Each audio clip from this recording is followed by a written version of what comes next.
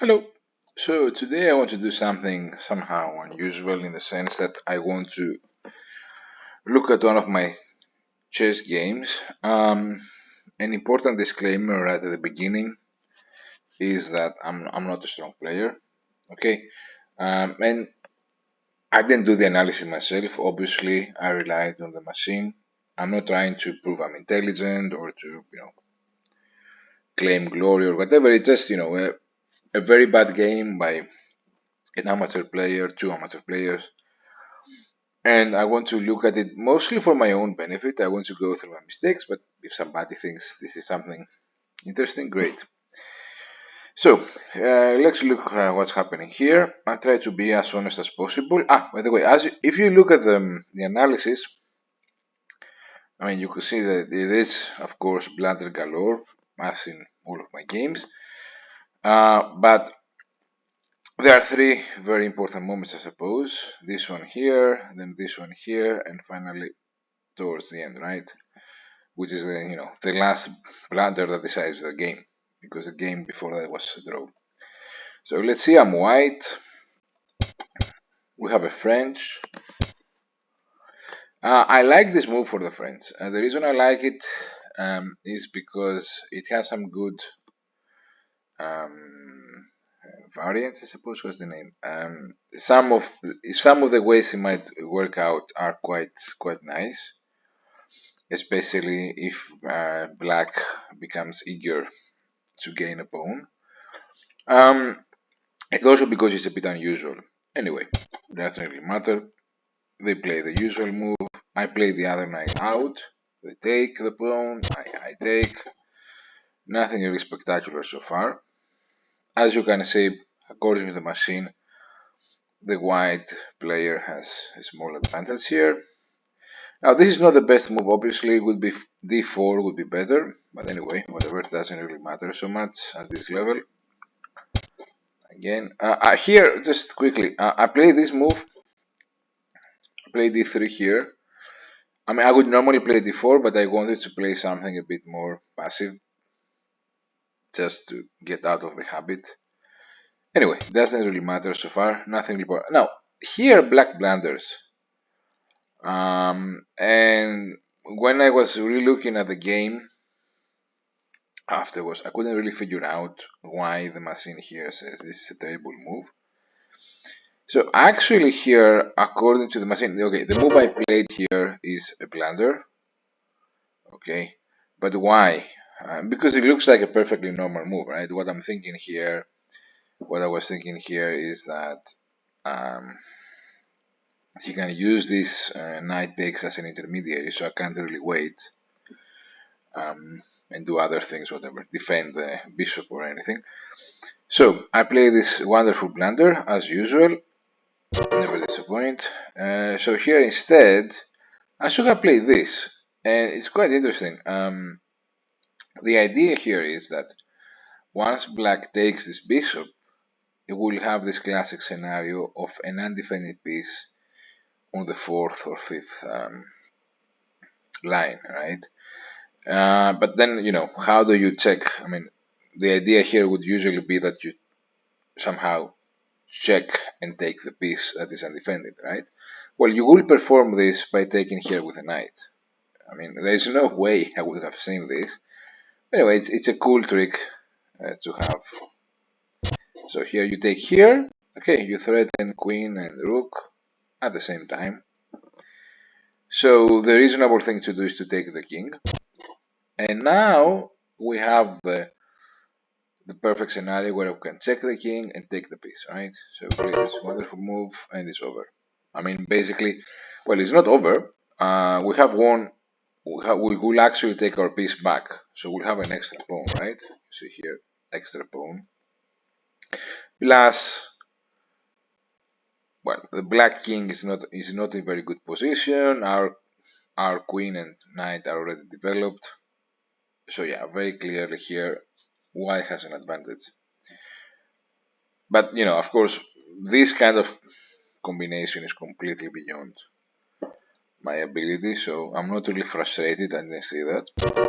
I played what I consider to be a reasonable move, and now castle, which I think is good. Yeah, castle is fine.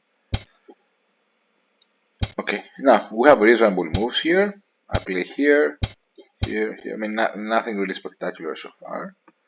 Now black decides not to castle, but instead go after this bishop. Here, my reasoning here for this move, what was it? One was, I don't know if any of this is sound, but anyway, I just wanted to allow this for my queen, and I thought also that at some point it would be a nice support of d4, I suppose. I think at this stage I wasn't very sure what to play, and I thought this move was reasonable. Whatever, maybe to bring at some point maybe the rook here, whatever. Pretty sure if a master was here, he would quickly show everything I'm saying here is just bullshit. Anyway, doesn't matter. So he takes. I take towards the center, as I have been told to do, whatever. And now he has this wild idea. Black has this wild idea of moving this pawn to open, the line for his rook. Okay.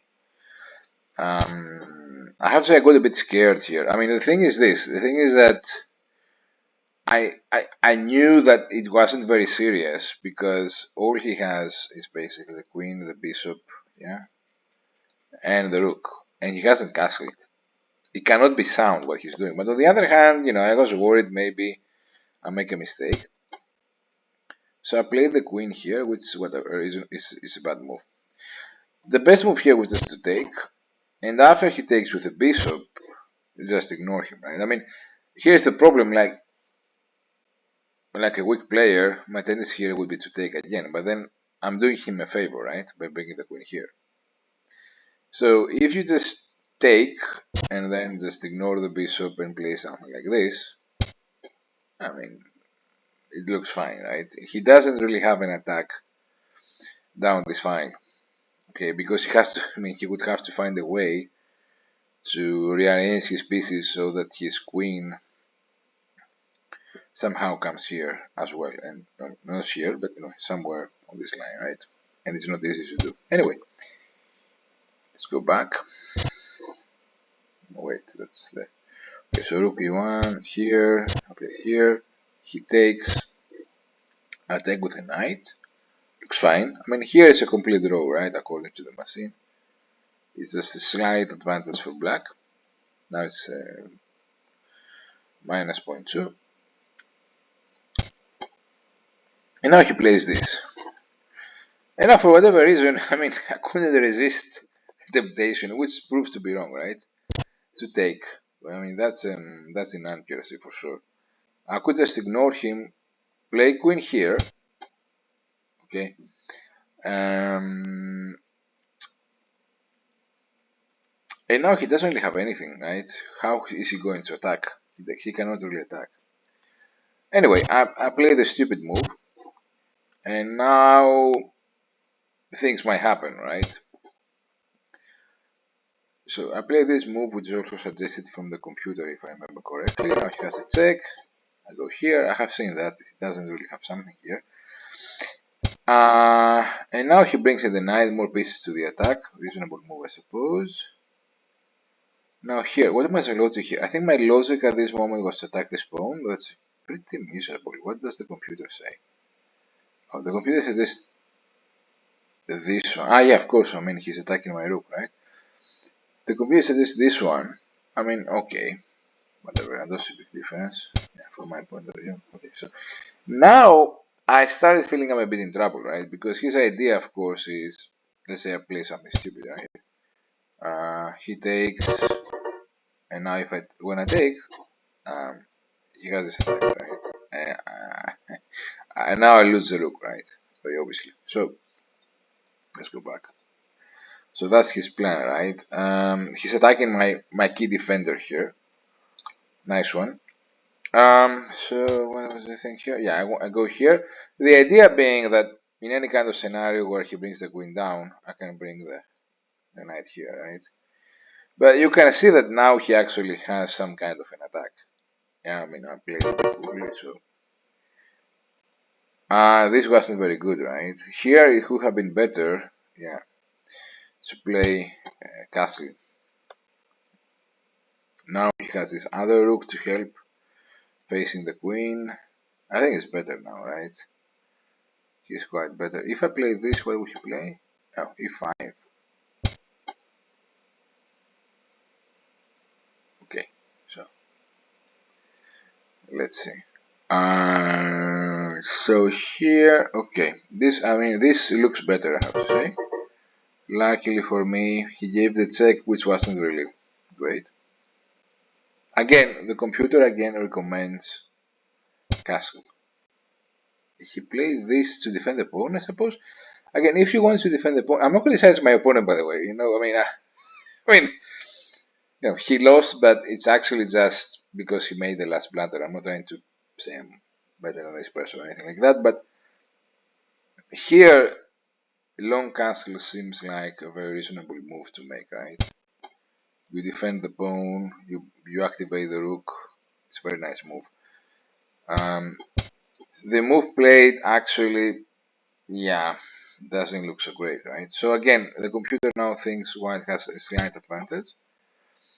Now I play here, seems reasonable, and now he blundered. Okay, so here, in this moment, I saw this is a good move, like great for me, because okay, his queen is somehow blocked. So from being the defender, now I'm passing to the attack, right? I'm having an attack on this queen. But he has a nice way around. One thing the computer suggests here, this move. I take, I suppose, and now he takes the rook. Okay, and now if I take with the queen, yeah, I want a piece. Okay, here, it's very easy for white here. He doesn't really have to think much, right? But I think he found a more interesting move. Yeah, I think this move is more interesting because now I have to think. And the way, again, it's a quiet move. That's part of the problem with being a stupid amateur. You don't think of the quiet moves. The best move here would have been simply to go here. And now again, black has to resort to this check, which actually, this knight here is very dangerous, right? So I will have to take, of course. Then he moves. Of course, he takes. Okay. I take with a pawn. And he plays d6. Okay, now I have one knight, right? So, well, I'm pretty good. Anyway, that's a very nice, very strong, quiet move, which I just didn't even consider at the moment. I played this because I thought at the very least I'm not losing material, right? He took, and now I played this, which is fine. Okay, he goes back. Now I have to take, because if I withdraw my queen, he takes the pawn with a check. Not good. Okay, so here, yeah. And now, it's kind of, he made a mistake again, but it's not really consequential because, I made another terrible mistake, so, Let's not just look at every single move here. Let's go to the critical moment. So, oh, nice. This is a terrible mistake. Why? I should have played this. In which case, he moves here. And then I win a pawn, right? I win this pawn. Okay. Completely escaped me. Anyway, so I didn't see that. Here. Okay, now he has this isolated pawn in the center. Move my rook to a nice place. Of course, as Feingold says many times, in the end, there is kind of a big exchange of blunders in the end because every move matters a lot, and weak players blunder all the time, basically. So here I have a big advantage. I'm sorry, I fucked up. I should have played g4. Okay. And now we have, this one was the move I was thinking a lot about because at this moment I should not have taken, but I got scared and I took. He took with a knight, and the real fun starts here because what happens is that he won't defend this pawn, but he can take these pawns, right? If he takes this one here, which I don't really have a way. I mean, I have a way of defending. We'll look at that, but yeah. If he takes this one, then this one falls too, and this one will fall too, right? So I have a time. This pawn is, can go all the way up, but at the same moment, at the same time, my three pawns here are quite weak. Anyway, so I move the knight. Reasonable move. He defends it. I go up. This move I thought a lot about. Not so good. Yeah. Anyway. And now this is what we're talking about. He doesn't defend the pawn, and he can take these three pawns. Give me a second to plug my computer. Sorry for this.